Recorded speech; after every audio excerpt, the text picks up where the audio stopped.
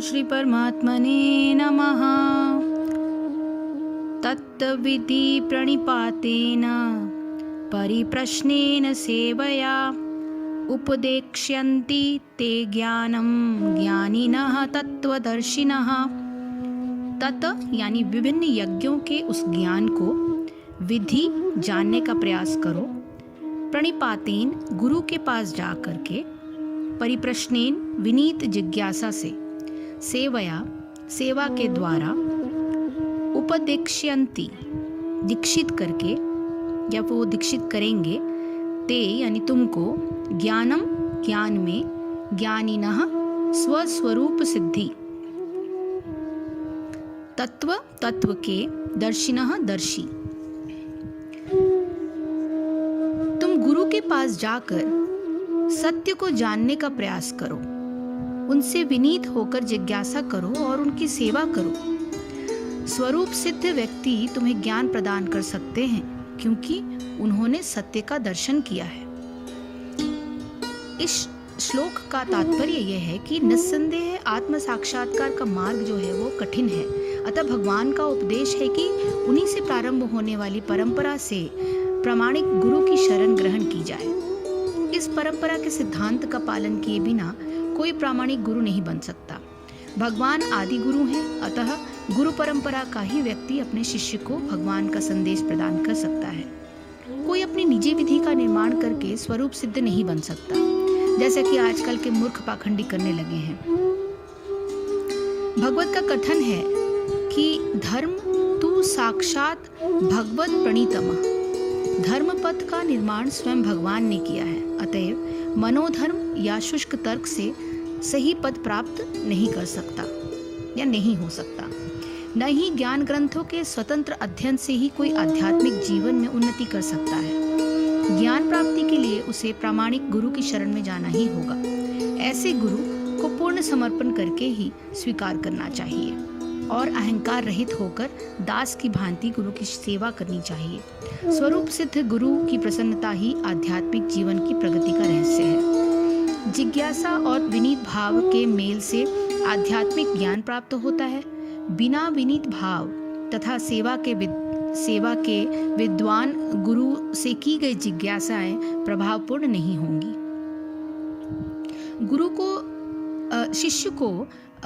शिष्य को गुरु परीक्षा में उत्तीर्ण होना चाहिए और जब गुरु शिष्य में वास्तविक इच्छा देखता है तो स्वतः ही शिष्य को आध्यात्मिक ज्ञान का आशीर्वाद देता है। इस श्लोक में अंधानुगमन तथा निरर्थक जिज्ञासा, इन दोनों की भर्त्सना की गई है। शिष्य न केवल गुरु से विनीत होकर सुने, अपितु विनीत भाव तथा सेवा और जिज्ञासा द्वारा गुरु से स्पष्ट ज्ञान प्राप्त करें। प्रामाणिक गुरु स्वभाव से शिष्य के प्रति दयालु होता है,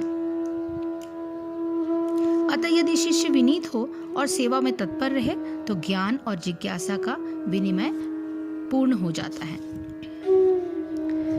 तो यहाँ पर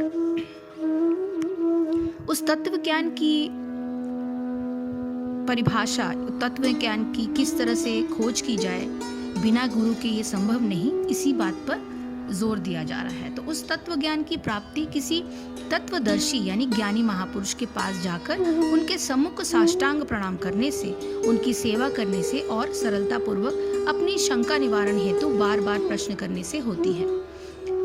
तब वे तत्वदर्शी ज्ञानी तुमको उस तत्व ज्ञान के उपदेश का भली प्रकार से उपदेश देंगे। ज्ञान प्राप्ति का उपाय क्या है?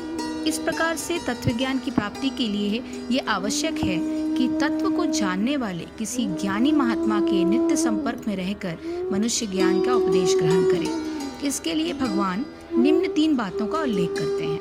पहला, प्रणिपात करना, यानी तत्वदर्शी महात्मा के सम्मुख जाकर उनको नृत्यपति साष्टांग प्रणाम करना चाहिए। ऐसा करना केवल शरीर की एक औपचारिक क्रिया मात्र ही नहीं है, अपितु इसके साथ मन में भी पूर्ण समर्पण का भाव होना चाहिए। शरीर से दंडवत प्रणाम करना मन के समर्पण का प्रत्यक्ष प्रतीक मात्र है। दूसरा, परिप्रश्न करना, तत्वदर्शी महात्मा के द्वारा दिए गए उपदेशों को धारण करने में जो कठिनाई हो अथवा अपने मन की स्वाभाविक मान्यता यदि उसके विरुद्ध हो अथवा उसके धारण करने से जीवन में किसी प्रतिकूल भाव की प्राप्ति की संभावना हो, तो इस प्रकार मन में उठी हुई शंकाओं के समाधान के लिए तत्वदर्शी महात्मा से निष्कपट भाव से और सरलता पूर्वक बार बार प्रश्न करना चाहिए।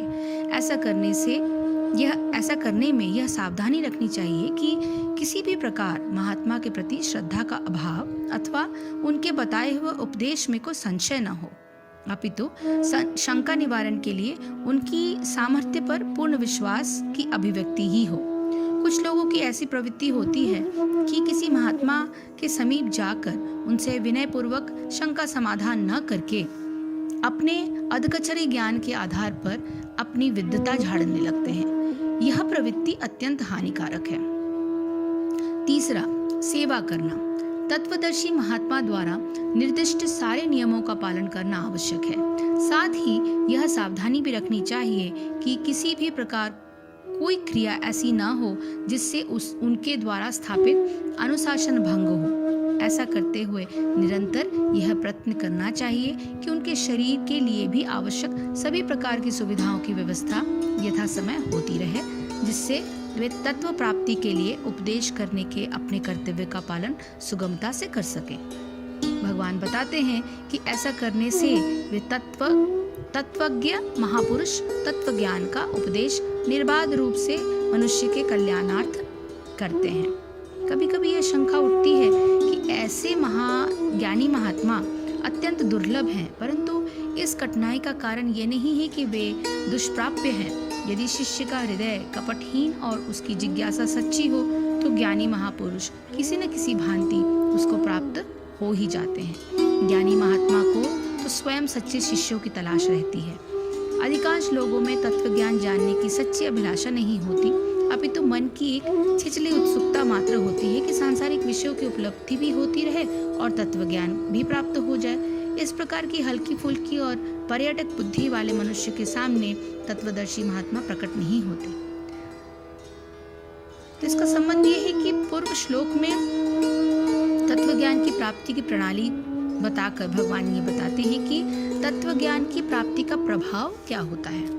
हरे कृष्ण कृष्ण कृष्ण हरे हरे, हरे राम राम राम हरे हरे। जय श्री कृष्ण, जय गुरुदेव।